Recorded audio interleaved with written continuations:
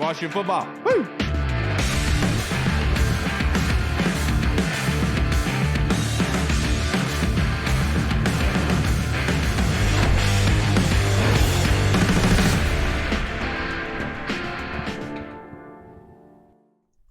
Hello, everybody, and welcome to the Burgundy Zone. I am your host, Kyle, and I am joined by my two co-hosts, Michael Hall and Michael Reed. The Burgundy Zone is part of the Frederick Podcast Network. You can find out more by going to www.listofrederick.com. But we are rejoined by draft guru himself, Thor Nystrom, senior content creator and for college football and the NFL draft for NBC Sports Edge. Thank you for joining us on this beautiful Monday. Thor, how you doing?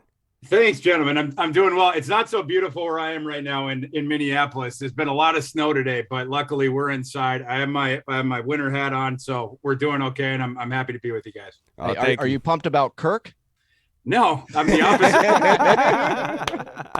Welcome to what we felt. Yeah, I'm the opposite of pumped about Kirk. I'm in several private DM groups where let's just say last night was tough times. It was like it was sort of like being at a wake or a funeral sort of a thing. Like, yeah, we're definitely like just be easy with me today as we go through the grieving process with this. Yeah, understandable. We totally get that. Yeah. And speaking of the grieving part of it, but the Washington Commanders went and traded for Carson Wentz, Thor, which kind of took them out of the quarterback sweepstakes in that first round.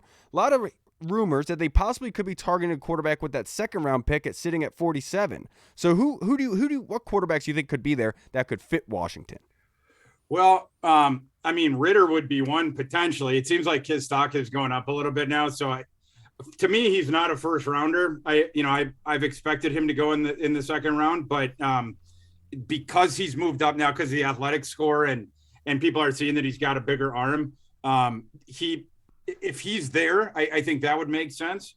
And then Sam Howell, I would assume is going to fall there. Like he's a weird prospect because his first 2 years at UNC, you can of those two seasons of anyone in this class, and he's the only true junior in the class. And yet, like, he has such a bad stink on him right now because last season he stunk, and it was the first season that he was playing without, well, a minimum of 4 NFL skill guys, which is, the thing that you have to keep in mind about his first 2 seasons. He's playing in a Phil Longo offense with literally 4 NFL skill guys, 2 at running back and 2 at receiver. And then he loses those guys and his game falls off the shelf. And then he has not reversed the narrative between, going to the Senior Bowl. He wasn't very good there. And then forgettable NFL combine as well. Kenny Pickett comes in and tests more athletically than Sam Howell does, which you would not have assumed, especially since Sam Howell rushed for 1,000 yards last year. Yeah. But as a post-hype sleeper, that might be juice worth the squeeze at that pick, because that at least for 1 year, you're going to sit him, and Howell needs to be sat for a year. He's got to get his head screwed back on straight, and then we'll see if he's still the guy that everyone was comparing to Baker Mayfield. Like that's what he appeared to be before this past season, but he doesn't have Baker Mayfield's moxie. Like Baker Mayfield would always, be testing the defense, testing windows. And that's one thing I learned about Sam Howell last year when he didn't have the advantage with the skill level talent is he was not willing to test those windows with inferior players that weren't already separating, So, yeah, but those are 2 names for you. I think if you waited until the 3rd round, Carson Strong comes into play. And I actually think he'd be worth it there. He's a guy whose stock has fallen, but he's got a bazooka arm. And the thing about it, the reason his stock fell is because he had a knee injury last year, but it has been mischaracterized as degenerative. There's a bunch of people that put out this idea that it was degenerative. He's been cleared by multiple doctors that like his own doctors for sure, but he's also been cleared at least by the Rams's coaching staff or medical staff. I don't, and that was from before the combine that, he's now been seen by all 32 team doctors. I don't know what news he's getting back from them, but he's going to be cleared by a lot of them, if not all of them. I'm talking of the long-term thing. And it's not a short-term deal anymore because, he wore a knee pad last year because there was swelling in that knee coming off of that surgery. But the thing I would argue about Carson Strong is you can argue that he's going to be a real bargain in the draft because he probably would have been, early second rounder. Someone agrees with me in the background there. He would have been probably a top 50 pick if not for all this stuff, maybe even a top 40 pick.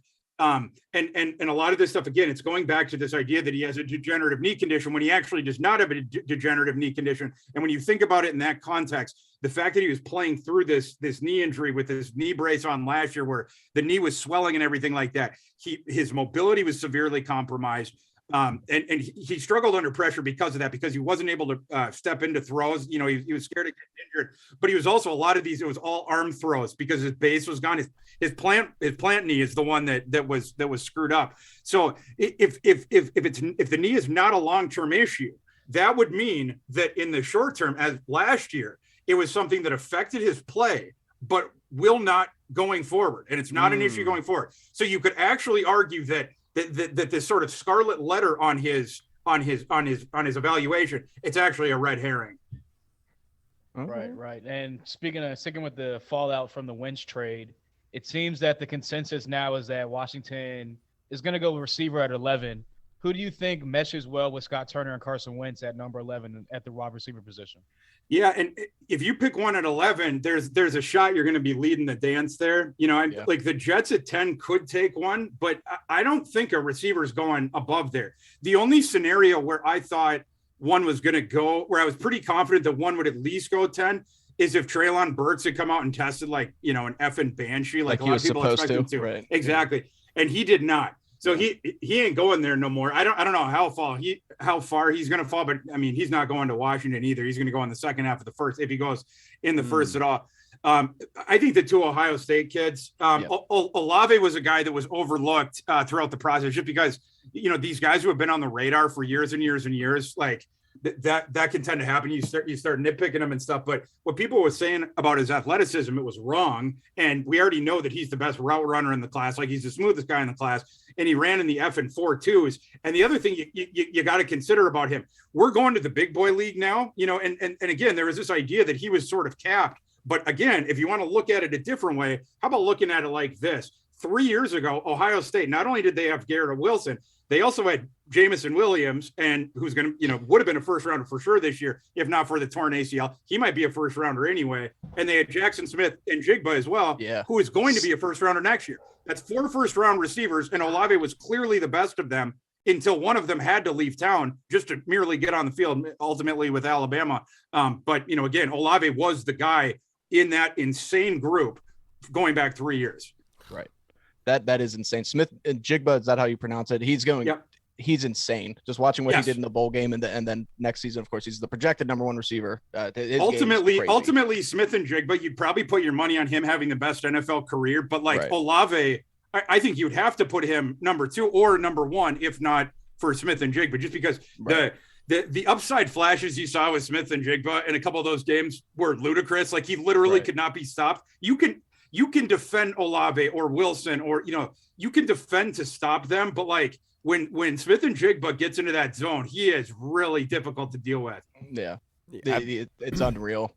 So anyway, Washington has a kind of peculiar situation. Of course, we just let go of Landon Collins, or Landon Collins is set to be released. That leaves a pretty big hole. Landon Collins had a very specific role in this defense as a linebacker safety hybrid. Are there any players in maybe from the second round till the end of the draft that you think could possibly fill that role for Washington? Well, so he's not the same kind of player as Landon Collins, but he is that sort of hybrid safety nickel guy who can play in the box. It's just, Landon Collins is more of the physical stout guy. Right. This guy is the honey badger type. Jalen Petrie from Baylor. Yes. I love Jalen Petrie from Baylor. Yeah. He's awesome in coverage. He's awesome in the box, against the run. I mean, literally sideline to sideline. And some people, that moniker comes from players that start in the middle of the field. He'll start on the other side of the field and get someone like for a loss, where it's like a sweep the other way. Like, he has ludicrous range in the run game. And he also, out of the slot, you can sick him on the quarterback as a blitzer, and he is extremely effective. And then he came into the pre-draft process. The only thing about him was, how athletic was he going to test? Because he's not the biggest dude. And he tested athletically. So he's checked the box as far as that stuff goes. He's not going to be a top 15 pick just because he's in that smaller package. But if he's available, where y'all are picking in round 2, I would jump on that real quick. Right. Yeah, and then another player that Washington is looking to possibly retain, J.D. McKissic, and things aren't looking too bright for Washington to be able to do so. So running back is going to be a need. Thor, are there any running backs in this draft class that kind of mimic what J.D. McKissic does, being a good pass-catching back, but also being an excellent pass blocker? I would say one of them, just in terms of, this guy is not as good of a pass blocker as McKissic, but he holds his own in that area, and he's a really, really good receiver. And I also think he's going to be available on a little bit of a discount because he's not as good with the vision, meat and potato stuff between the tackles. Rashad White from Arizona State. Okay. He's sort of like you can think of him as a better Kalen Ballage, which is that's definitely damning by faint praise. You could also think of him as like a 90% discount version of David Johnson. Like you're talking about like a longer, like a taller running back with athleticism that is really good in space. But for whatever reason, he can't leverage his frame enough, between the tackles. And for White, it's some of that Ballage stuff where it's just the vision thing and lacking a certain instinct for that part of it. But he's one of the best receiving backs in the class, and he's crazy athletic. And I don't think he has his vision issues are as bad as Ballage. So he would be a guy to sort of plug into that niche that I would look at. Another one's Damian Pierce, although he might be a little bit higher because he's more of a well-rounded back. But he's a really good guy on passing downs, both for the blocking and the receiving. One other one that I'll mention that's probably more of a apples to apples. And I actually think this player is better than McKissic, and he's going to be available late, in part because of the context of his college situation hurt him a lot. Tyler Goodson from Iowa. Yes, that's my boy. Tyler Goodson's a really, really good player. And you can trust me on this one because I'm an Iowa alum. I watch all of their games live. Tyler Goodson was in a really difficult spot where the quarterbacks have been awful. Like Nate Stanley's by far the best quarterback that they've had the last 3 years or whatever. These last couple of years, it has been an abomination. They have this kid, Spencer Petras, who's like a homeless man's Nate Stanley. He's the same player, but he's just depreciably worse in every single area of the game. Imagine that. And then this other Alex Padilla kid who doesn't even have a singular trait like arm strength. Like at least Petras can be like, I can throw the ball far like Nate. But so that was their quarterbacks. They didn't have any talent at receiver once Smith Marset left and Brandon Smith left. And then their offensive line, they're always known for the offensive line. And it's probably going to fool people this year because Linderbaum last year graded as the best center in PFF history single season. Yeah. But the offensive line outside of Linderbaum, so the two guys to his right, two guys to his left, were the worst set of guards and tackles that Iowa's had in 25 years. And this is not just my opinion. Scott Docterman said that. And if Scott Docterman says something about Iowa football, take it to the bank. Their guards and their tackles stunk. So in recent years, where you'd have Tristan Wirfs, you'd have Alaric Jackson, some of these awesome guards they've sent to the league too. Those guys are all gone. This year was just Tyler Linderbaum, all of which is to say Goodson is this multifaceted back who's an awesome receiver. He's one of the better. I would put him top 5-6 receiving backs in this class. He's also a decent runner because he's a good, one cut runner for the zone game. And he has deep speed too. And he showed that in Indianapolis. He ran in the 4.4s. I like him a lot. The other thing is, even though he's on the smaller side, he gives a ton of effort in the pass blocking game. He will always stick his nose in there. He's a guy who has a lot of shake. I called him Spin Shady is my nickname for him because he reminds me of Shady McCoy. He's just sort of like Shady McCoy, again, just a little bit lower than a tier of that kind of a player, but it's on the same ilk. And so I like him a lot. And for what y'all are looking for and where he's going to be available, I would look for Tyler Goodson. Absolutely. Yes. Right. And it seems that every year in the draft, there's always a guy that supposed to be a top 10 pick, top 15 pick, whatever it may be, tends to slip down the board. Who do you think that guy might be this upcoming draft? So my takes were much better on this in January because then they were scandalous, but now that it's become more the industry consensus. I remember I think it was either early or mid-January. I wrote a tweet that was Derek Stingley Jr. will not be a top 15 pick. At that time, everything that I have said over the last month, and I love you for this. Thank you. Yeah, like at that time, crazy. Yeah, I mean, some people were treating me on Twitter like I was a heretic, and I was just like, well, you're just gonna have to trust me on this, because in every single mock draft you looked at, he was going number 4 to the Jets, and it's like, this is a joke. He's not going in the top 5. He's certainly not going to go in the top 10, and I felt really strong even saying that the top 15. This was even before his injury stuff, like the fact that it could be something that lingers a little bit, but it's beyond that. Even without that, he wasn't going in the top 15, because there's never been a player where they've only been good for one season, but that season was their true freshman year. And it's been two seasons since they've been, since they've been good. Like, you guys remember like that year when like Mike Williams and Maurice Clarett challenged the NFL and they lost, and then they were off for 1 year, and then then they came back, and like people kept talking about, oh man, this is a real problem. Like, players can't just take a year off and then be good. And with both of those guys, we saw their NFL careers were not nearly as good as people thought they were going to be. Mel Kiper famously said that he was going to do Mike Williams' Hall of Fame introduction speech. Yeah. And he certainly did not turn into a Hall of Famer. But now with Stingley, you have a guy where it's 2 years, right? Because he was, like in 2019 was when, the true freshman season. He did play as a sophomore, but he was awful. So, I mean, like he might as well have been injured. And then, as a junior, he was just plain injured. So again, hasn't been good since his true freshman year. And it appears now that, he will fall to the end of the first round, or maybe even the second round. That wouldn't be a surprise either. Like, wow. Greedy Williams in his class. Remember Greedy Williams coming in? Yeah, he was supposed to be. Exact same thing. He's going to go so high. Well, Greedy Williams at least stayed on the field when he was there. I think Stingley has more questions to answer about his eval than Greedy Williams did, and Greedy Williams fell into the mid-second round. So he would definitely be one. Charles Cross is another guy that I've expected to fall a little bit lower than people think. His one's been interesting though, because like that was the same sort of thing with Stingley. Like his stock was sort of the same place when I said that the first time, and then it sort of dipped down. Now it seems like it's moved back up because he had a good combine, but I knew he was a good athlete. That's not the reason that I'm a little bit weary about him. I'm more weary about him because I've seen so many. How do I put this? A decade plus ago, the NFL had this weird thing where quarterbacks would come out of an air raid system in college, and the NFL would be like, "Oh, he's a system quarterback. He's just an air raid guy. We don't want him."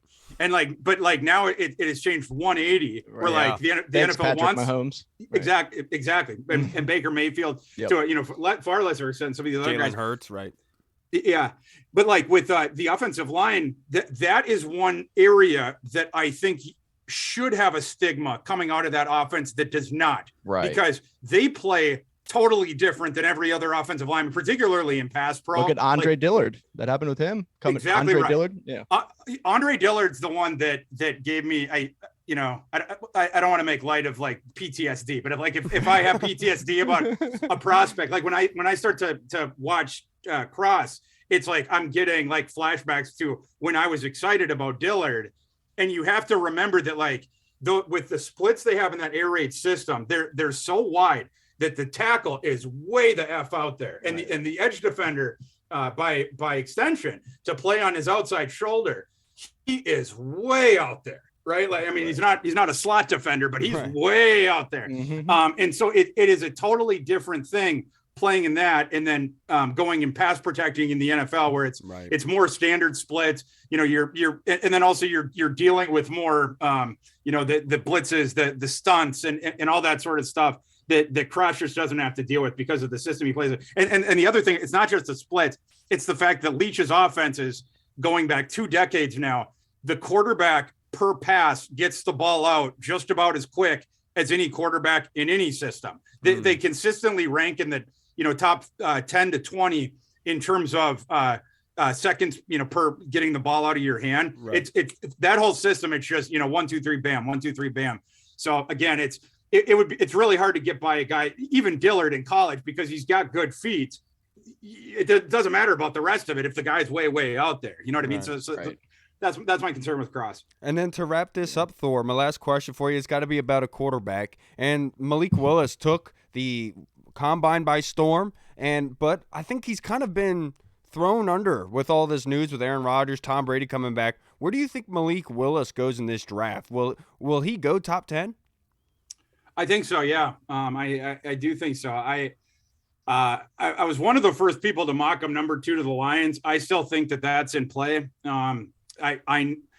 I can tell you guys the Lions like him, and I can tell you that there's a couple guys on their offensive coaching staff that love him and will be banging the table for him. Initially when we came into the draft process and some people were lower on him, they were like, oh, well, maybe, Detroit can get Malik Willis at the 32nd pick. That is obviously not going to happen. They're going to have to take him probably at 2 in order to get him. You could try to trade like if the Giants, for instance, wanted to move up to 2, you could try to do that, but you're risking a lot because the Falcons should like him. I mean, the Falcons really should do whatever they can to get Malik Willis. Malik Willis grew up in the shadow of the Falcons Stadium, grew up idolizing Michael Vick, wanted to be a Falcon, and he is the closest incarnation that we have seen to Michael Vick. They're the only 2 players in league history that have the skill sets they do. It's just Malik Willis is just flipped around to the right arm. It's exactly that's that athleticism true. Combination and that like freaking javelin of a right arm. It's just a flick of the wrist, baby. Flick of the wrist. Exactly. Like similar sizes too. Yep. Very similar. Oh no. The only difference in their college thing was Michael Vick got into the right situation with Frank Beamer at Virginia Tech, where Beamer redshirted him as a true freshman, but did so knowing like we are going to put this kid is too good of an athlete to keep off of the field, and he's too talented. So we're just going to deal with like any of the growing pains as a freshman and as a sophomore because of that. Whereas Malik Willis, unfortunately, he didn't sign with as smart of a head coach coming out. He signed with a guy named Gus Malzahn, who started a quarterback named Bo Nix over him because, Bo Nix, his grandfather, or whatever, was a big deal in Auburn lore.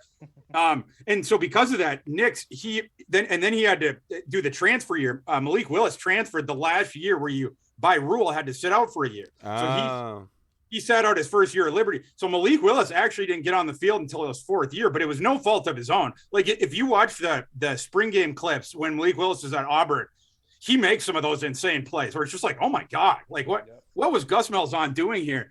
But like, because of the high end traits, he's going to go in the top 10. He just is. Like, it's just, where will that be? The Lions would be the first stop to look at, and then Seattle and Atlanta are the other 2. But like I said, it's going to be an interesting dance there. And for Detroit deciding just how much do we like him? Because again, if they try to screw around and trade down and like, oh, we could get Malik at 5 or 6, the risk there is then Seattle or Atlanta just hops right over you. Yeah, leapfrogging you. If Seattle doesn't get Deshaun, they would jump all over that. Yeah, all over Malik. Yeah, and they should be all over him. I don't know what Pete Carroll's prerogative is there, but certainly he has seen the value of really good scrambling quarterbacks that can win outside of structure during his time coming back to the NFL with Russell Wilson. And Malik Willis is certainly he is not as polished of a passer as Wilson, and he will never have that upside that we've seen with Wilson as a thrower. In terms of like the timing passing game, the intermediate passing game, Russell Wilson will never be able. He couldn't get within 15 yards of Malik Willis in a throwing competition though. And the velocity, he can't touch it either. So there's certainly give and take. And Malik Willis is a much better athlete because Malik Willis, in terms of athlete, the only guys you can put him with in NFL history at the position, like Vic for sure, and then Lamar Jackson. You're already starting to run out of names. He's certainly a better athlete than Jalen Hurts. He has Jalen Hurts' power, but it's like with the speed athletic combination of either Lamar or Michael Vick. He's got more agility, more side to side wiggle than RG3 did. RG3 was more of a straight line runner. That's right. Track star. That's absolutely right. Yeah, he was RG3 was more of like he was like a rubber band. It was the same thing with his arm. But like these Malik Willis and Vic, it was like every single fiber of their DNA was quick twitch. Like they didn't have a shoulder socket. It was like every we typically think of that as a lower body thing, but like those guys, their shoulders were clearly elastic. Like all quick. Exactly. Yeah. Stretch Armstrongs. Thor, I can't thank you enough for coming here and joining us, sir. This was fantastic as always, brother. But before you get out of here, if you just like to plug your social media handles in case anybody watching doesn't follow you yet and wants to. Yeah, appreciate it. Yeah, you can find me on Twitter at ThorKU, THORKU, and you can find my work at NBC Sports Edge. We're dropping a whole bunch of NFL draft stuff now that we got back from the combine. So my scouting series will start really soon. and continue to do mock drafts and all that sort of stuff, and leading up to the Thor 500, which drops, one of my favorite comps to do, a week or so before the draft, where 500 player big board with 500 comps. My man, Thor, I can't thank you enough, sir. Go enjoy your Monday, and we'll get you on again after the draft. Appreciate you, boys. Have a good one. Yeah. All right, Take Thor. it easy. Appreciate it, man. Man, I love talking to Thor, dude. That guy's awesome. Yeah. Nobody has more in-depth prospect breakdowns than Thor. And the fact that he brought up Tyler Goodson, like, the guy gets it. The fact that he can just rattle off any prospect that you name off the top of his head and just go on and on and on about any it. prospect in history. Hats off to him. Just dropping people off. The guy gets it. He just simply gets it, dude. And there's nothing wrong with that, besides the fact that he loved Rashad Bateman. We can disagree. There's nothing wrong with that. Hey, he's from Minnesota, don't blame him. Yeah, there's nothing wrong with it, man, at all. Now let's get into our fan questions before we're joined by our next guest. And the first one's from the Colonel. Is there a generational player that could fall to us at 11 that's so impactful that would prevent us from trading back and getting some additional picks, like more weapons for Carson Wentz? Hall. Yeah. Oh, sorry, Reed. Generational player in the top 11 that could stop us from trading back. Yeah, I would say the only person would be Malik Willis, and I don't see him dropping down to 11, honestly, like we just talked about with Thor. So the only generational person I could see, like I said, the top 10 to 12 picks would be, I almost said Lamar Jackson, would be Malik Willis. Yeah, and I'm sorry, Reed, I'm going to steal it, but it's Kyle Hamilton. If Kyle Hamilton falls to 11, I think I forgot about Hamilton. That's a position you can be in where you're going to say, look, I can't let this guy go. And I know he didn't test out great at the combine, but the film tells you everything that you need to know. Yeah. Oh, so, I mean, I was going to go Kyle Hamilton. It would make sense if he falls with what he ran to 40. And you see prospects do that all the time. John Allen and Brian Arakpo were considered big prospects. They fell. I'll go with another one, though, and it's not going to happen, highly unlikely, but Sauce Gardner. Just if in the off chance it's not, cornerback's too valuable. He did too well at the combine. His tape is unreal. He offers something that's just no other corners really have. But if he was there, I could see, hey, those Kyle Hamilton and Sauce Gardner, size in the secondary is huge. Yeah, that would be great for Washington to fall to 11. But now we are joined by our second guest from vacation, extended vacation, Mr. Nick Akridge from Pro Football Focus. How are you doing this evening, Nick? There he is. I thought he wasn't gonna have his picture. Hey, what's up, Nick? How you doing, brother? There he is. What's up, fellas? Not much, Nick, but the first question I'm going to ask you, it's a barn burner. A lot has happened today and free agency started, but this wasn't the signing or the contract extension that Washington was banking on, but it looks like Washington had given an extension to Scott Turner, the offensive coordinator. How did you like that move? Does it make sense? I love it. I've always been a fan of Scott Turner. You see a lot of fans kind of go after him because, you can just kind of look at the raw numbers and see, well, maybe he's not that great, but if you're actually kind of watching the game, you're able to study what he's doing. What he's able to do with, the quarterback play that we've had these past couple of years is kind of incredible. Yeah. So I'm extremely happy they locked him up. I think he's going to be a head coach in the very near future. So yeah, happy they locked him up. Agreed. Yeah, and sticking with kind of the free agency right now, middle linebacker obviously is a big need for Washington right now. I don't think they're going to be in play for Bobby Wagner. Probably too expensive for them right now. Who's the guy that they could possibly target in free agency that can jump in and fill that middle linebacker role?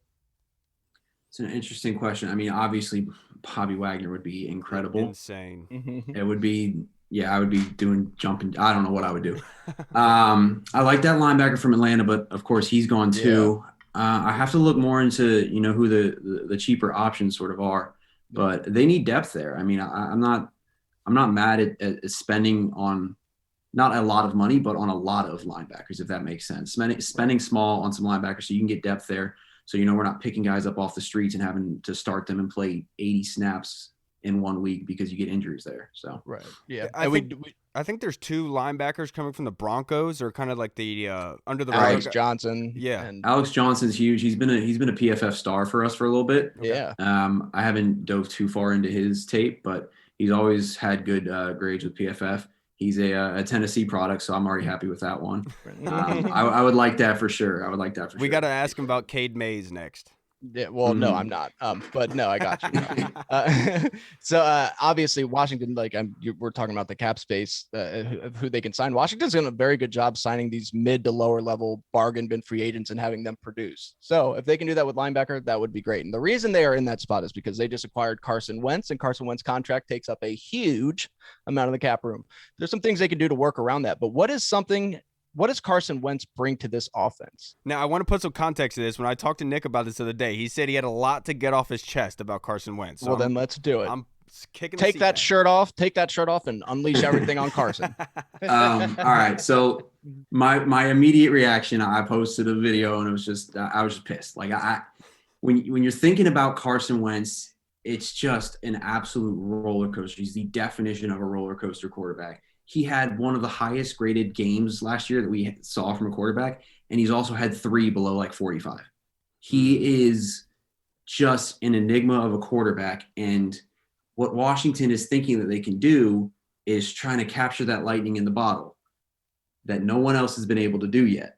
And there's a meme that's kind of circulating around. I don't know what show it's from, but it's like a whole bunch of other people haven't been able to do it, but we might have a chance to do it. And it's just like, do you really think that you can capture that and keep that lightning in a bottle for all 17 games and then the playoff run? With Carson Wentz, he hasn't proved any of that yet. So when you go out and you're spending draft capital and then you're spending even more on him and he takes huge hits from the salary cap, it kind of weakens your ability to maybe build around him as much. And I get it. Wentz is a massive, massive upgrade over Heineke. I loved what Heineke was able to do, but we all know his arm is just not capable of producing at an NFL level. And you saw that a lot last year with Turner's offense. He just wasn't able to get it deep down the field. And Wentz will be able to do that. But the problem with Wentz is, can you kind of keep that and make him play within the system? And I hate hero quarterback play. I hate it. It's my least favorite thing. It's why I'm so critical of Malik Willis. It's why I'm so critical of a lot of these quarterbacks. I was a lot farther down on Zach Wilson is because I hate hero ball. I want them to play within the system. I want them to take what's open and produce those long drives. Now, hero ball looks incredible if your name is Patrick Mahomes or Joe Burrow or anything like that. Right. Yeah. But that's a very unstable way of playing quarterback. That's why I liked Ritter, and it's why I'm not a huge fan of Wentz. Because if you can pull off a miracle and kind of capture that lightning in a bottle, he could lead you to the playoffs. You could be contending for a division title. And you could make some noise in the playoffs, depending on what else you do with the roster. But it has not been something anybody else has been able to do. And so I don't know why Washington thinks they can do it. Because we're a very stable organization, you know? Yeah. That's what everybody says. That's the first thing everyone says. Yeah. Oh, yeah. They think of Washington. They think stability. Nothing wrong goes on here. The whole time, the comedic timing was quarterback on gurus point. over here. Right. But, Nick, let's keep it on the offensive side of the football. Because today, the Jacksonville Jaguars not only signed Brandon Sheriff to a long-term extension, but they kind of blew the wide receiver market out of the water by giving Christian Kirk a 4-year, $72 million contract. And so that would push Terry McLaurin, I would imagine, to around $25 million per. So we all know how important Terry McLaurin is, how great of a player he is. So I want to hear your opinion on what it's going to take to re-sign him.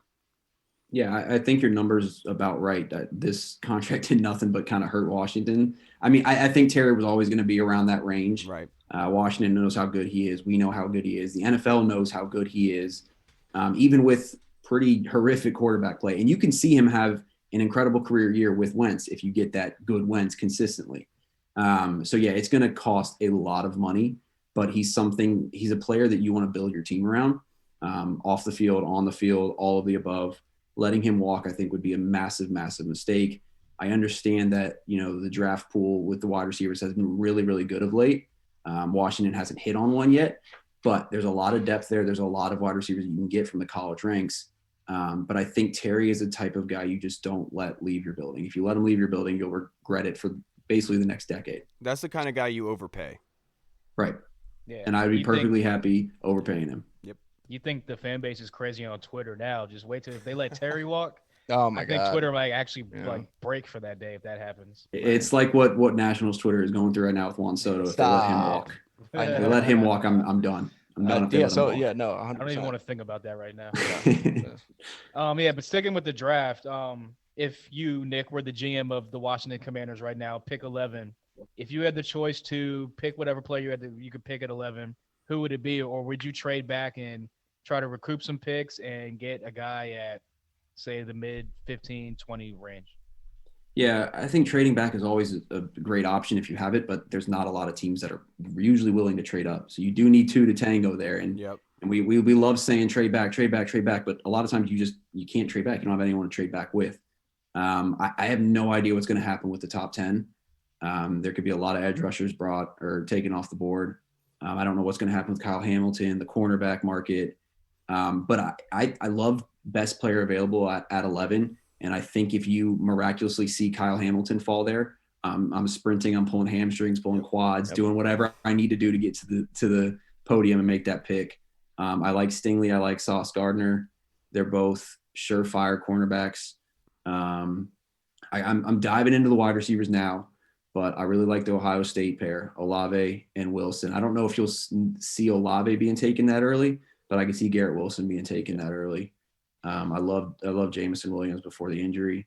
You might be able to, get him later on because of the injury and kind of get a bargain there. But I think you got to go best player available if you're trying to fill needs like we did with Jamin Davis last year. That's what you get. Right. And it's nothing against Davis. He can turn into a great player. It's just when you're trying to fill that need, you're going to reach because those players aren't there. Right. So let's assume one thing that's been talked about Carson Wentz is how he's never really had a number one receiver. So let's assume Washington in the first round that they go wide receiver. They want to build it up. They want to build up the offense around him, give them as many playmakers as possible. In round 2, there are some very interesting inside linebacker prospects, I think. Out of those guys, I mean, you got Christian Harris, Chad Muma, Troy Anderson, that he's possibly even worked his way up if people want to consider him an inside linebacker. Out of some of these guys who are supposed to go in the second round, who do you think would fit best as a pure Mike linebacker for Washington?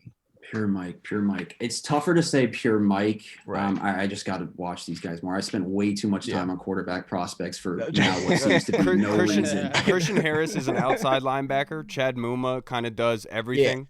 Yeah. I like from what the small samples that I've seen of Muma, I really like him. I graded way too many Wyoming games and I've always liked watching him play.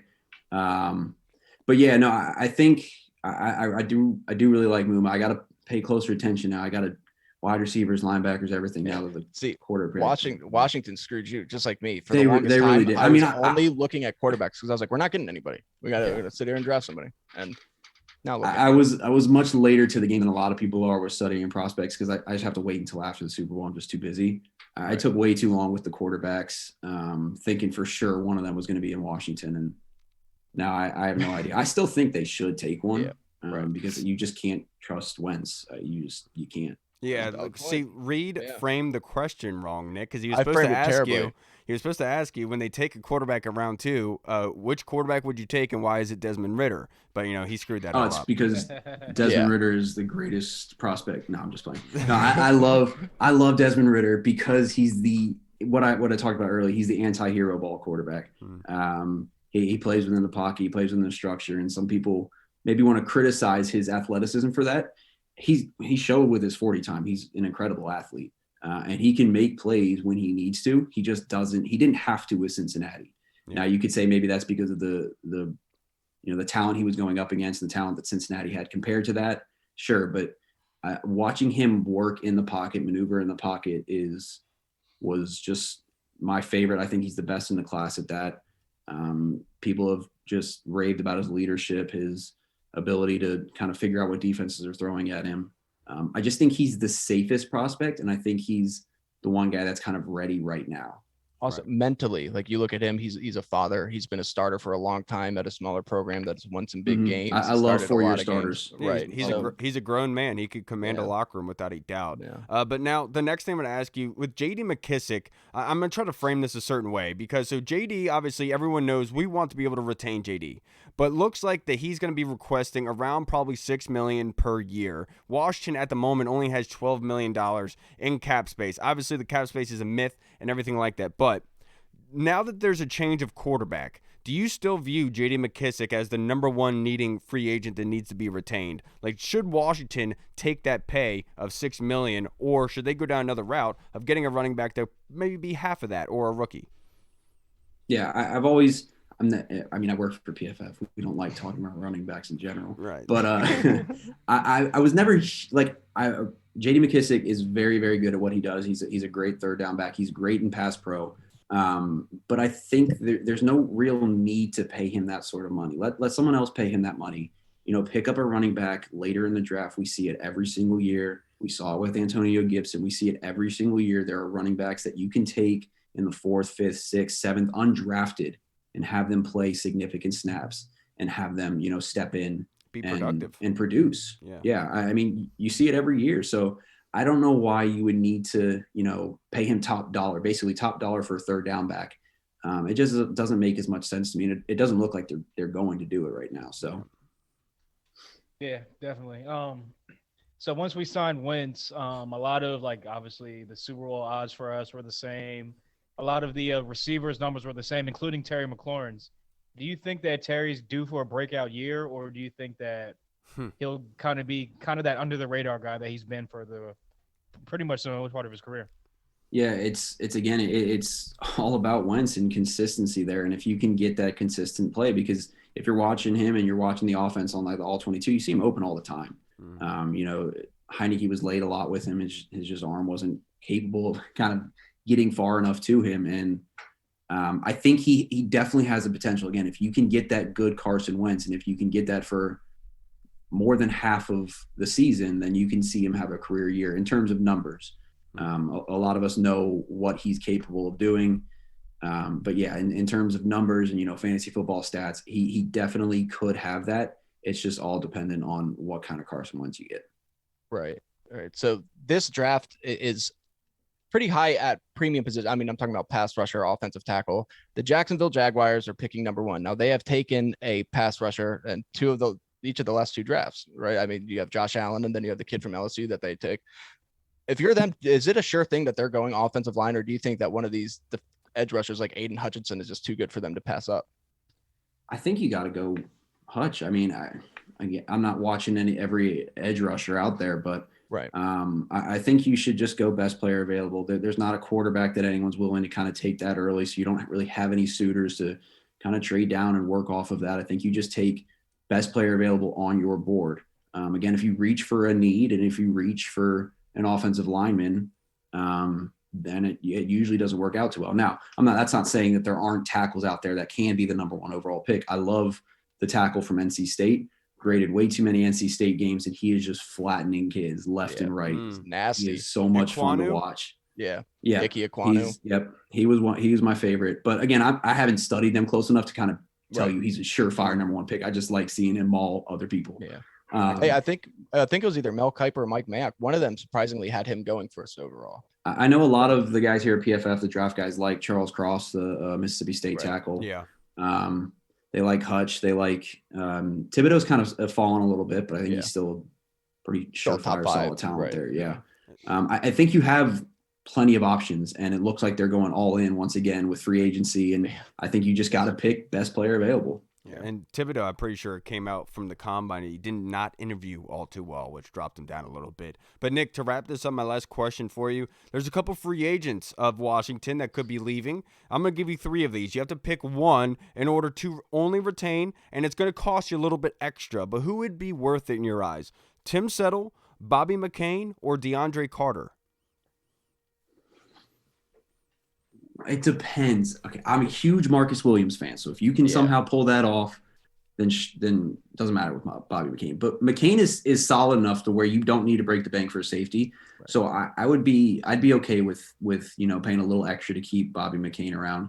DeAndre Carter is a great kind of kick return gadget guy, but you can find a lot of those type of guys around the league.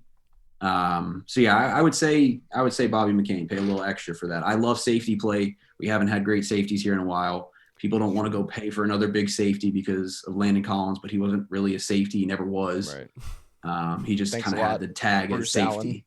Allen. Right. Yeah. So I love Marcus Williams. Go get him. Let me watch safeties play forever. Yeah. And yeah. And last thing before we get out of here, did Logan Thomas, he used to play quarterback?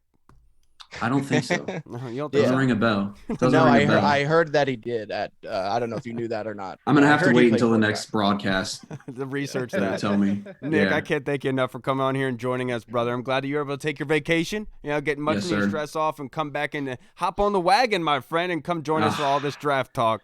Nick, I can't thank you enough. And right quick before you go, just in case anybody watching doesn't follow you already and wants to come follow you on social media. Yeah, it's just Twitter at @PFF_ Nick Akridge. I'm back. I hate it, but I'm back. All right, We Nick, all hate Twitter. have a good night, brother. We'll see you again. See you, fellas. All right, man. All right, everybody. We just spoke with the man, Nick Akridge from PFF.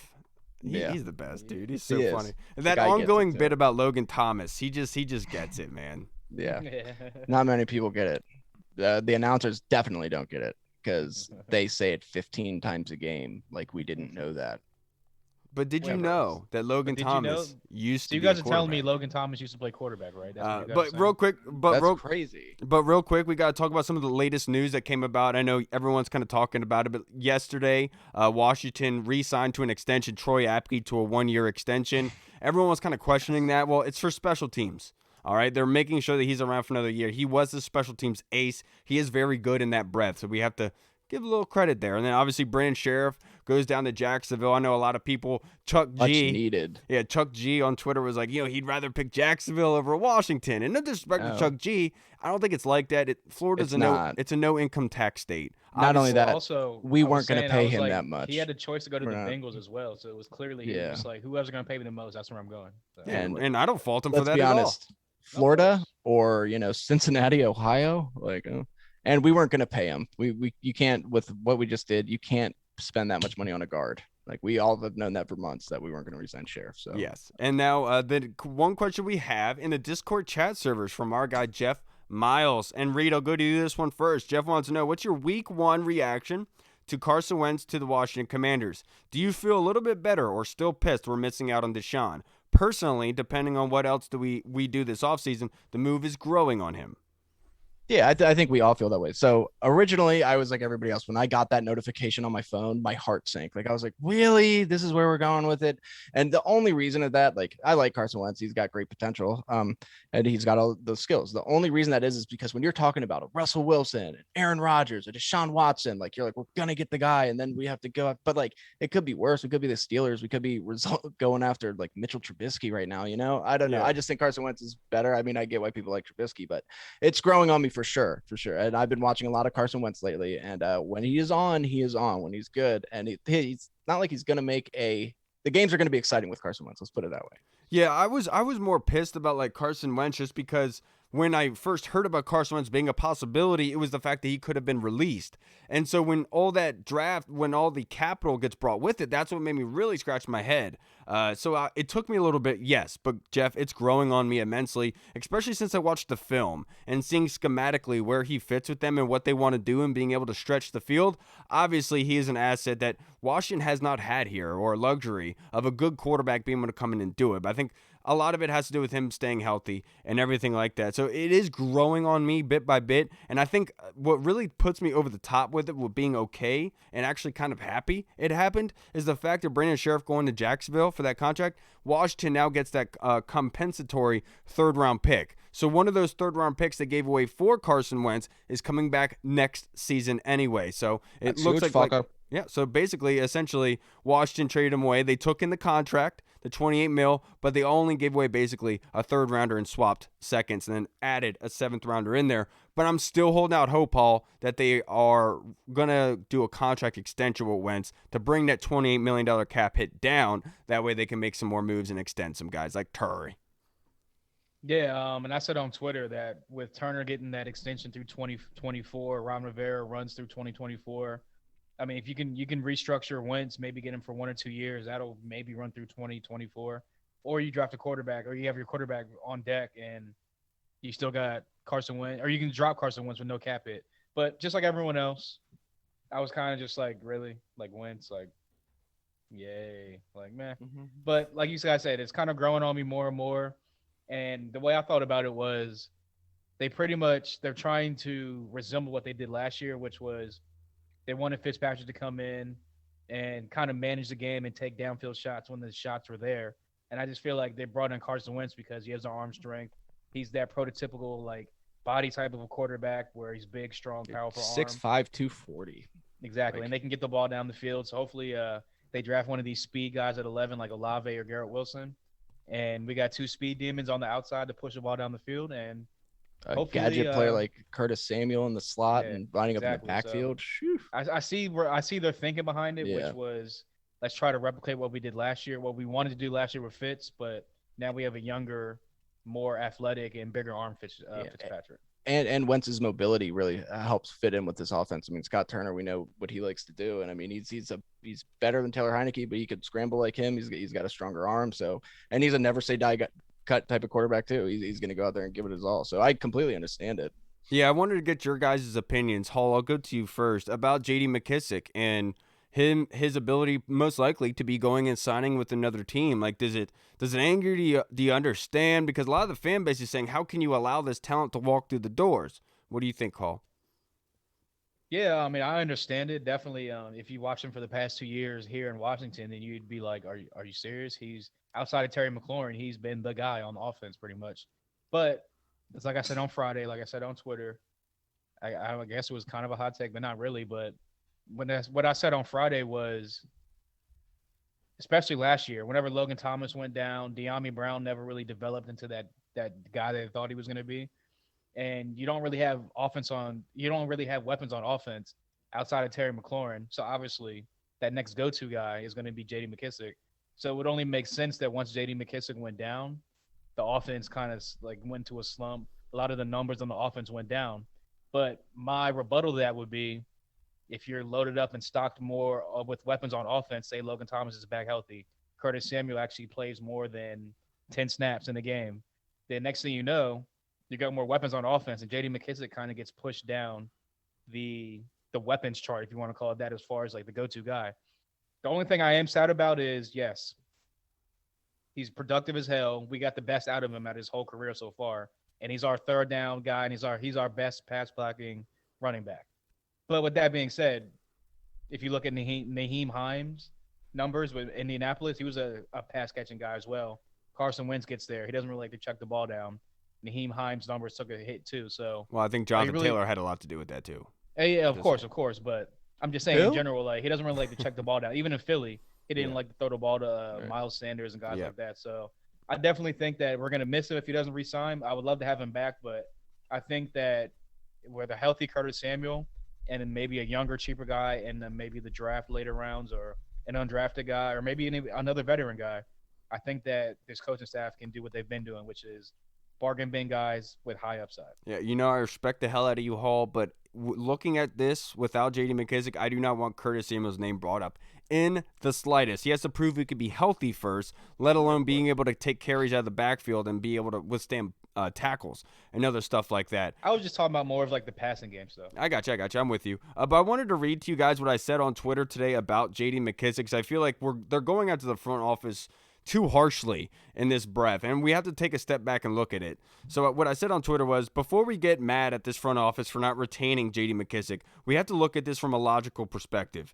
J.D.'s stock rose after he came to Washington. Now he's got more of a market than he had before he came here. So give credit to Rivera and co. for seeing talent when the rest of the league didn't, then getting most out of that talent. In the past, we'd be that team looking for JD's services after he blew up. It speaks a lot about the culture of the team and how far they've come. Washington is the farm now. For example, JD McKissic, Logan Thomas, Tim Settle, DeAndre Carter.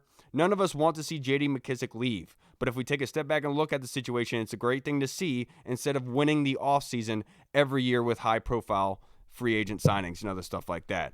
Look at this situation, guys. Nobody was really expecting J.D. McKissic to blow up like he did when he got here. They're actually growing talent. And what Michael Phillips told us a couple weeks ago, Ron Rivera and J.D. McKissic are soul brothers. And essentially, what Ron Rivera is saying is, look, man, I want you to make money, but we can't offer you the money that you're looking for. So I want you to go out and look for it. And if you like it, then go. But you know you have a home here. And if you decide not to, you know you have a spot on this football team. And that's essentially what's happening. So I know you guys want to club the front office, but Ron Rivera is doing this that's best possible for J.D. McKissic and the team in the same breath. So don't go on the front office. This is a very multifaceted kind of situation, and it's very, very respectful to J.D. McKissic. I really do appreciate the coaching staff for doing that.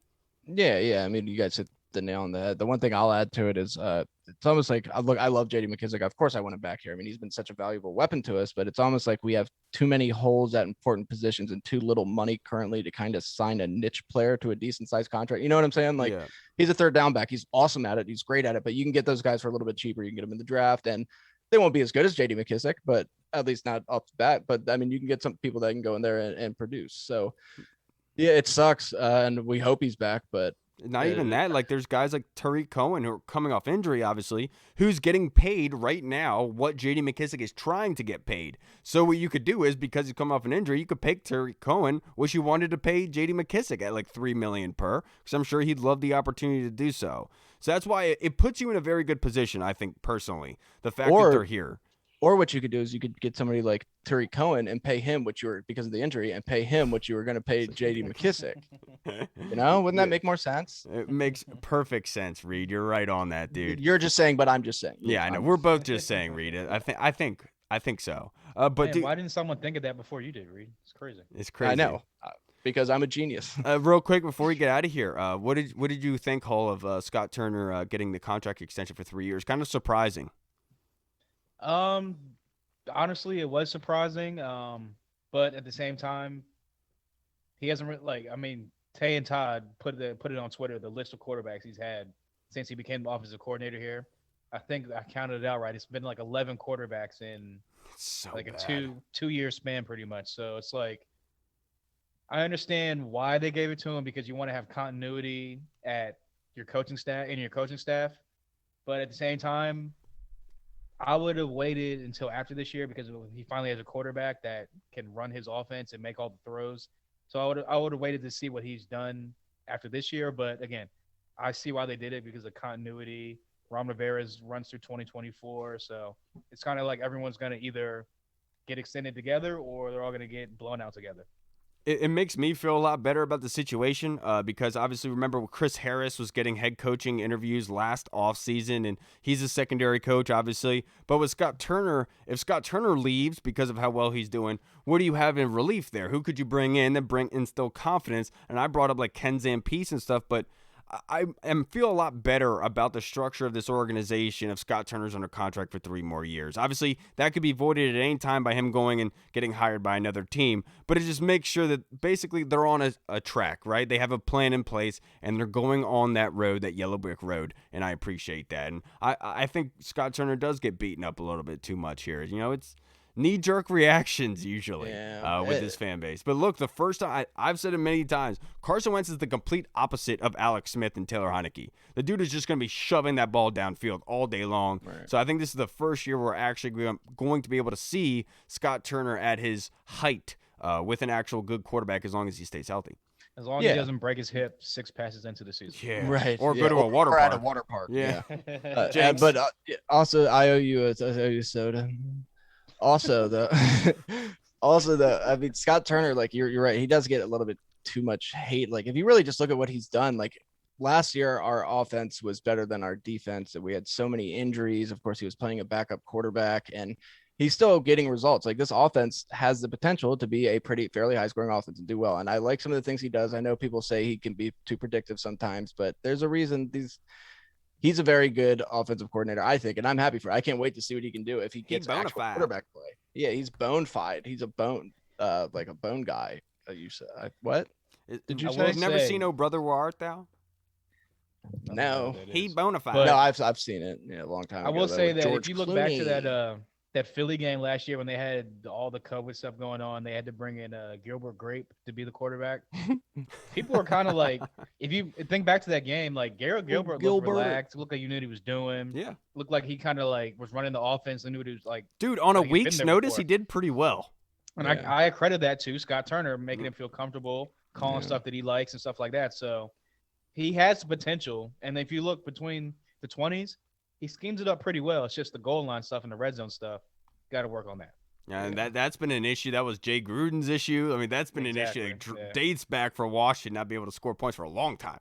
Jay Gruden's other issue was trying to sleep with college chicks and running the ball too much on first down. That was great. And just not being his brother. Yeah. Hey, realistically speaking, fellas, before we got out of here, last one, we can go rapid fire here, but Washington only has $12 million in cap space at the moment. They haven't made any restructuring extensions to kind of make more.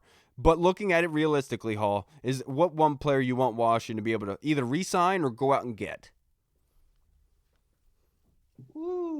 Re-sign, I would probably say McKissic, but realistically, if they can't land a guy like Marcus Williams, I'd be okay with a low number re-signing for Bobby McCain. You'd be okay with a low number re-signing for Bobby McCain. I think all of us would absolutely love that. I'm all on board with Jordan Hicks. I know I've been on that for the entire midseason, but I understand he comes as expensive. So realistically, you can't really look at it and say, yeah, he would be willing to come here, obviously. But if I'm gonna point at one, that's where I'm going. I mean, I'm going for Jordan Hicks all day. I think he would really fill out this defense and really connect everything together, if that makes sense. It almost seemed like a bunch of singles out there last season, and bringing Jordan Hicks in, things will be much more meshed. And I think Jamin would learn a heck of a whole lot from Jordan Hicks and would transition really well. Yeah. So obviously, I mean, I'm going to go with Marcus Williams. I'm a huge Marcus Williams guy. And free safety is a huge need. And that would also allow you to kind of look at linebacker and wide receiver early in the draft. And hopefully, hey guys, hopefully we can get something done. I like John McCain, but I mean, he's dead. So he's also a politician. No, I know. Did you do that on purpose? Yeah, no. Bobby McCain's a nice guy. I was going to correct you. I was like, honestly, dude, he's doing a bit. I was like, John McCain. I don't know that guy. I don't know that guy. He gets captured too much. I don't like it when my senators get captured. It means he's weak. He's a loser. That was Trump. Trump said that, I think. It was funny.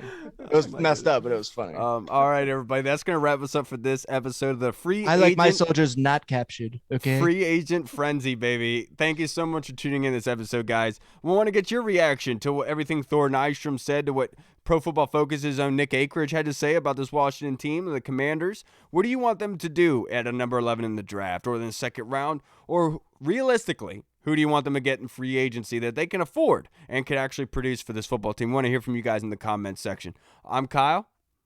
I'm Hall.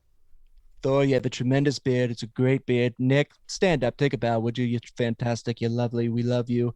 Guys, this is the good night. All right, everybody. We'll see you on Friday. That's going to be an episode you're not going to want to miss. Washington football. Woo! Hey, what's up, everybody? It's Kyle. I just wanted to say thank you so much for watching. And if you liked what you saw, make sure you hit the subscribe button and the notification bell. That way you get notified when anything new is uploaded to the channel. Also, we just launched theburgundyzone.com. You can go there and find all of our latest news, articles, and the latest episodes that are uploaded. Again, we also have the Discord chat server, where all of our VIP folks are in, like Andy Burrows, Scott Hartley, Sergio Martin is in there as well. Don't miss out on the Discord chat server. Go and check that out. Until next time, everybody, Washington football. Woo!